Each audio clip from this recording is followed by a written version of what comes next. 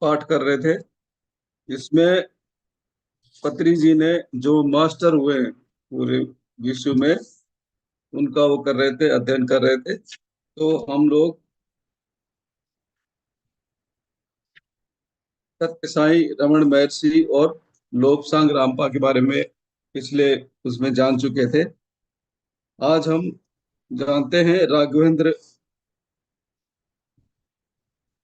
तनुनाथ त्रायते इति तंत्र है, अर्थात शरीर से की जाने वाली चेष्टाएं योग साधना तंत्र कहलाती हैं। मननाथ त्रायते इति मंत्र है, अर्थात मन या आत्मा से करने वाली साधना को मंत्र शास्त्र कहा जाता है।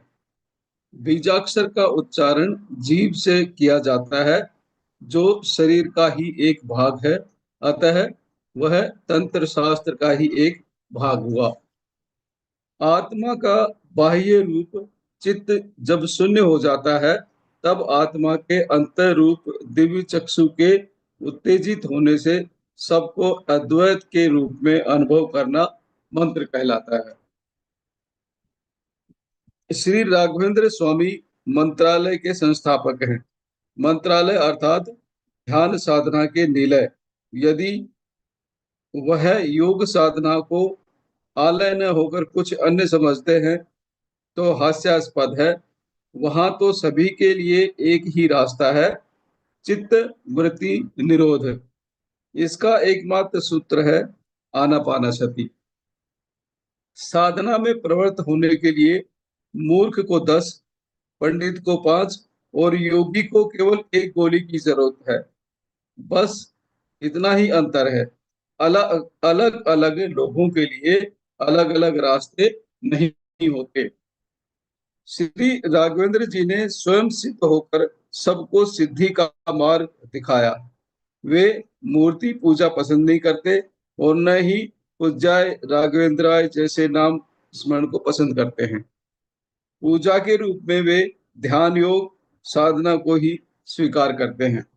मुंह बंद रखना है, अर्थात मंत्र जाप नहीं चाहिए, कर्म कांड भी नहीं करना है। केवल सुखासन में बैठकर आंखें बंद करके केवल सांस पर ध्यान देना है। श्री राघवेंद्र जी ने इसी का आचरण किया और सबको सिखाया भी। अब है पवन पुत्र हनुमान जी। इस एक शब्द में सारे ही ध्यान समाचार निहित हैं। पवन पुत्र यानी वायु पुत्र, अर्थात सांस पर ध्यान देना अथवा आनापानसति का अभ्यास करना। दिव्य चक्षु की उत्तेजना को विपश्यना कहते हैं। स्वामी अर्थात निर्वाण प्राप्त करने वाला। इस प्रकार वायुपुत्र हनुमान परम योगी हुए। हनुमान अंजना के पुत्र हैं और दिव्य चक्षु को भी अंजना कहा जाता है। आंजनेय उसे कहते हैं जिसे दिव्य चक्षु प्राप्त है। हनुमान जी सदैव स्वाध्याय निरत रहते हैं। हमारे आदर्श मास्टर हनुमान जी का मुख्य संदेश है कि स्वाध्याय को और बढ़ाना चाहिए। पिरामिड स्पिरिचुअल सोसाइटी के लिए स्वाध्याय अत्यंत महत्वपूर्ण विषय है। अन्नमया अन्नमया महान योगी और ज्ञानी है। उन्हें अनेकानेक आत्मानुभव हुए, फलस्वरूप आत्मानंद भी खूब मिला। ध्यान व ज्ञान के विषयों को उन्होंने अद्भुत रीति से समझाया। उनके अनुसार योगियों की सांस में ही भगवान रहते हैं। योगेंद्र बनने के लिए सांस पर अवश्य ध्यान देना चाहिए, चित्त को अंतर्मुख करना चाहिए। अन्नमया जी ने स्पष्ट कहा है कि सब हमारे भीतर ही है। आध्यात्मिकता में उन्नति पाने के लिए थोड़ा विरागी बनना है। 24 घंटों में से कम 2-3 घंटे भौतिक विषयों को अवश्य भूलना है, क्योंकि केवल बाह्य जगत के ज्ञान को प्रधानता देने से आत्मज्ञान नहीं मिलता। ऐसे आत्मज्ञानी और ब्रह्म ज्ञानी अन्नमया ने कहा है कि समस्त लोगों के लिए इस भूलोक से होकर ही रास्ता जाता है।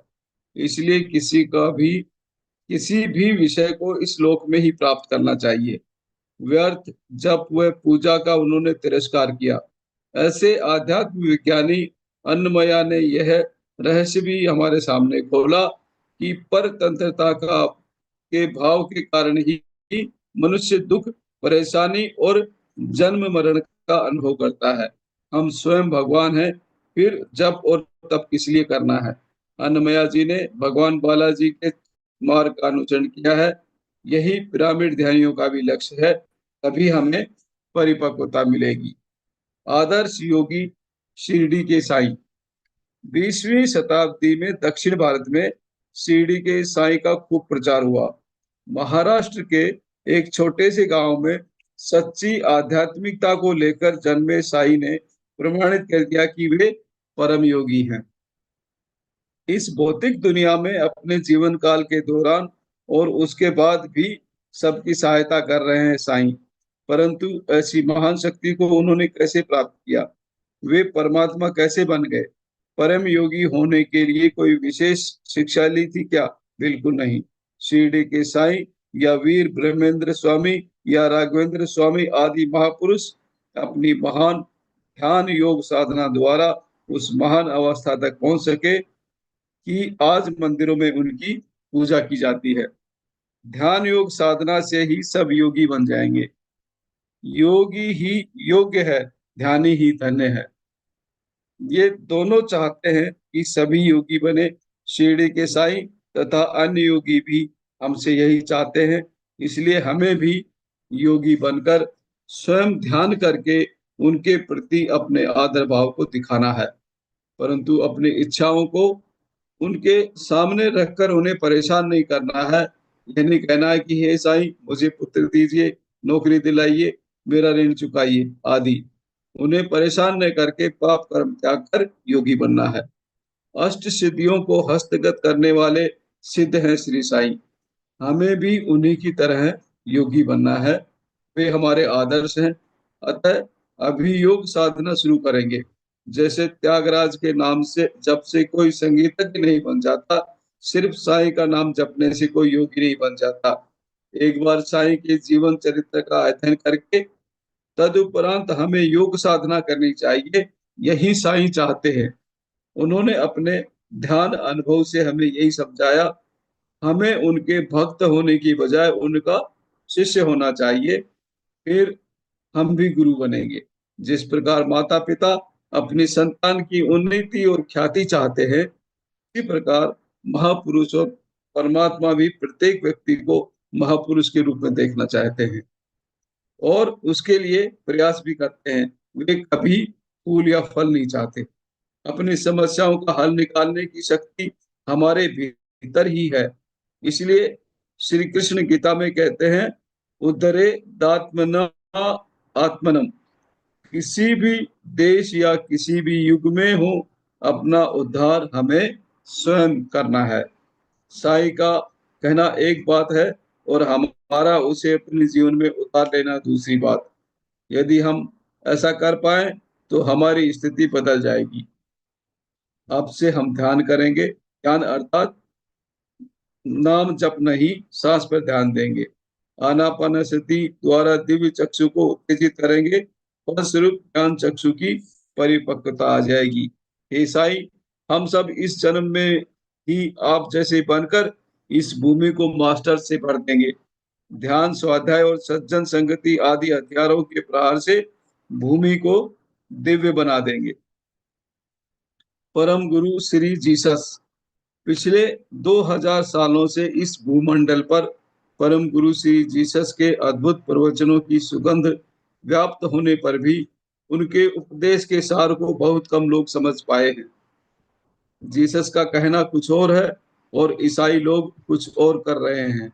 यदि उनके प्रबोध के अनुसार जी रहे होते तो इस धरती पर इतनी दुर्भाग्यपूर्ण स्थिति क्यों होती? पिरामिड स्पिरिचुअल सोसाइटी के ध्यानी ही सच्चे ईसाई हैं। इस देश में नवयुग आंदोलन में ये ध्यानी ही सच्चे भारतीय, सच्चे मुसलमान, सच्चे बौद्ध, सच्चे जैन और सच्चे ईसाई हैं। आध्यात्मिक शास्त्र विज्ञान के अनुसार एक गुरु का कथन दूसरे गुरु के कथन से भिन्न नहीं हो सकता। एकम सत विपरा बहुधा वदंती। दुनिया भर में शास्त्र ज्ञान एक ही प्रकार का है। पिरामिड सोसाइटी के प्रत्येक मास्टर को जीसस और बुद्ध की तरह बनना है। यही वे हमसे चाहते हैं और यही हम सबका लक्ष्य है। मास्टर ई के, वे कितने महान मास्टर हैं, वे अद्भुत मास्टर हैं। वे आंध्र प्रदेश के नवीन आध्यात्मिक रत्नों में अग्रगण्य हैं। उन्होंने आध्यात्मिक शास्त्रीय रीति को अनेक देशों में फैलाने की कोशिश की। वे महायोगी हैं। उनके पिता ही उनके आध्यात्मिक गुरु रहे।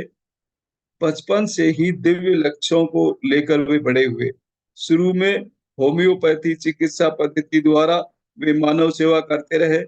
उन्होंने अनेक होम्योपैथिक चिकित्सा केंद्रों की स्थापना की। ऐसे महान व्यक्ति थे मास्टर ई के।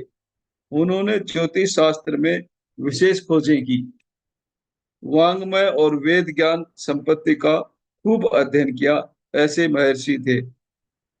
वे मास्टर सीवी वीके के एकलव्य समान शिष्य और थियोसॉफिकल मूवमेंट की मैडम ब्लावस्की के अत्यंत प्रिय विद्यार्थी भी रहे।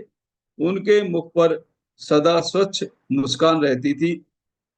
वे सदैव आनंद और करुणा में रहते थे और अनथक कार्य साधक थे। उन्होंने एक आध्यात्मिक आचार्य के रूप में विश्व के अनेक देशों का भ्रमण भी किया। जो भी मिलता उसे आध्यात्मिकता के बारे में बताते थे। स्वामी विवेकानंद जी, ऐसे महान व्यक्ति को स्वामी जैसी छोटी उपाधि क्यों दी गई, कोई समझ नहीं सका। मगर पिरामिड सोसाइटी ध्यानियों के लिए वे महास्वामी हैं। उर्दू महाकारण लोकों में रहकर अपने प्रमुख शिष्य रामकृष्ण परमहंस जी को पहले भूलोक भेजकर बाद में स्वयं उनके शिष्य के रूप में जन्म लेने वाले सिद्ध पुरुष ही स्वामी विवेकानंद जी हैं। विवेकानंद जी ने हिंदू मत की महान आध्यात्मिकता को जोर शोर से प्रचारित किया। उन्होंने सनातन ऋषि विज्ञान को पहली बार सरल भाषा में परिभाषित किया। अपने कई शिष्यों को आध्यात्मिक शास्त्र विद्यार्थी, योगाभ्यासी तथा कर्मयोगी वीरों के रूप में तैयार किया। उन्होंने ही अद्वैत अमृत को दसों दिशाओं में फैलाया। स्वामी जी ने अपने 7 चक्रों में आज्ञा चक्र यानी दिव्य चक्षु के अलावा बाकी सभी चक्रों को उत्तेजित किया। यदि उसे भी उत्तेजित कर लेते तो बुद्ध बन गए होते। विविध कोशों में पहला अन्नमय कोश, दूसरा प्राणमय कोश, तीसरा भावनामय कोश, चौथा विज्ञानमय कोश, पांचवा आनंदमय कोश और सातवां निर्वाणमय कोश होता है।